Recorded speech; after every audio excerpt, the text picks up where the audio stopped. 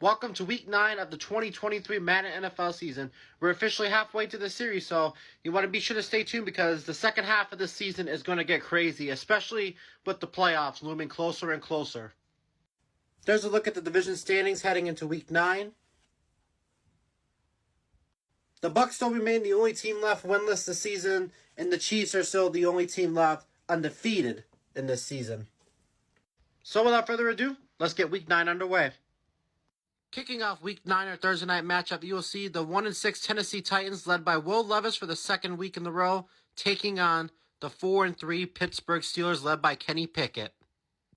The Titans get the upset win. They win 31-16 over the Steelers. So the Titans, they get their first win since Week 4, and they're going to improve to 2-6. And the Steelers, they're going to drop to 500 now as they drop to 4-4. Up next is one of our games of the week, and it's in Germany. And we got ourselves a Tyreek Hill revenge game. As you will see, the 6-2 Miami Dolphins take on the undefeated Kansas City Chiefs. Wow, just no words. What a game. The Dolphins dominated this game. They were up 20-7. The Chiefs come back, take the lead. Miami goes down the field, scores a touchdown, leaves too much time for Pat Mahomes and the Chiefs offense. And the Chiefs go downfield and score in the very last second. So the Chiefs win 27-26. What a game this was for the Dolphins. This one's a heartbreaker. They nearly had it, but not today. So the Dolphins are going to fall to 6-3, and the Chiefs, they survived this one. This was a close one, but the Chiefs managed to get the job done, and they stay undefeated as they're going to now improve to 9-0. I just still can't believe what I witnessed. But now switching gears, we're on to the 1 o'clock window as we will see two teams who's going to have different quarterbacks playing, as we're going to see the Vikings, who's going to be with Joshua Dobbs now after being traded to the Cardinals after Kirk Cousins unfortunately suffered a season-ending injury. But Josh Dobbs and the Vikings will take on the Atlanta Falcons, who will now have Taylor Heineke as quarterback. So we'll see what he can do. The Vikings needed a touchdown to tie this game up, but they don't get it. So the Falcons, they get the win 35-28. So for the Vikings, it looks like there seems to be some issues without Kirk Cousins nor Justin Jefferson as the Vikings fall to 3-6. And the Falcons, I will say they almost blew a 21-7 lead, but the Falcons did come back and they did get the win. So the Falcons are going to improve to 6-4. 6-3. Up next, we'll see the 3-5 Chicago Bears, led by Tyson Bagent once again, take on the 4-4 New Orleans Saints. How about them Chicago Bears as they dominate the Saints? They win 38-21. So the Bears, they're going to improve to 4-5, surprisingly. And the Saints, they've now lost back-to-back games as now they're going to drop to 4-5. Up next, we'll see the 3-5 Los Angeles Rams take on the 6-1 Green Bay Packers. The Rams tried to make a comeback at the end, but it wasn't enough. The Packers win 31-23. So the Rams are going to drop to 3-6. And for the Packers, their dominance continues without Aaron Rodgers, as now the Packers are going to improve to 7-1. And right now, the best record in the NFC.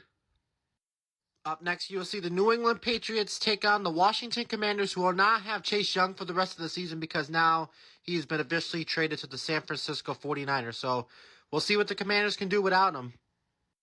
The Patriots were just way too much for the Commanders today as they win 35-14.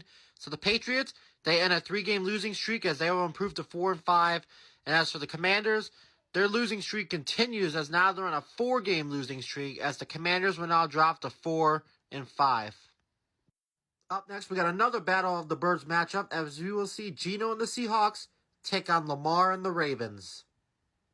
The Ravens not only got a bounce-back win, but they made a statement that they're back as the Ravens win 40-26 over the Seahawks.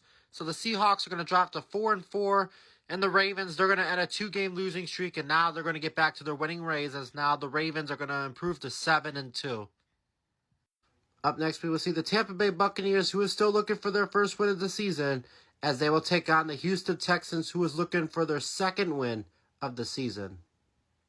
Well, if you're a Texans fan, you do not want to watch this, as the Texans for the second straight week, or the second time this week, has lost to a winless team.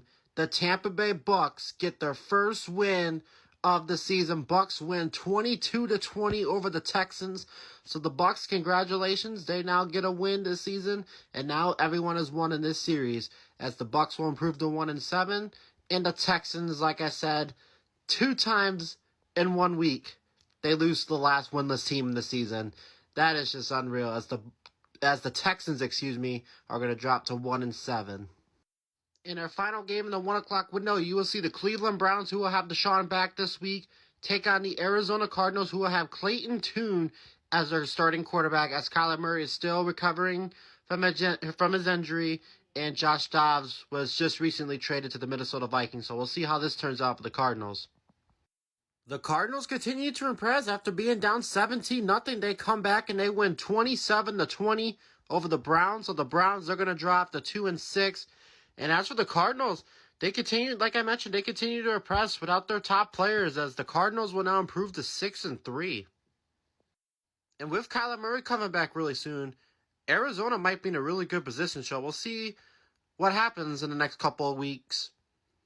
On to the 4 o'clock window as we start off with a Frank Wright revenge game, as the 3-4 Carolina Panthers will take on the 4-4 Indianapolis Colts. The Colts needed a field goal to tie this game up, but they missed the field goal, so the Panthers get the win. They win 24-21.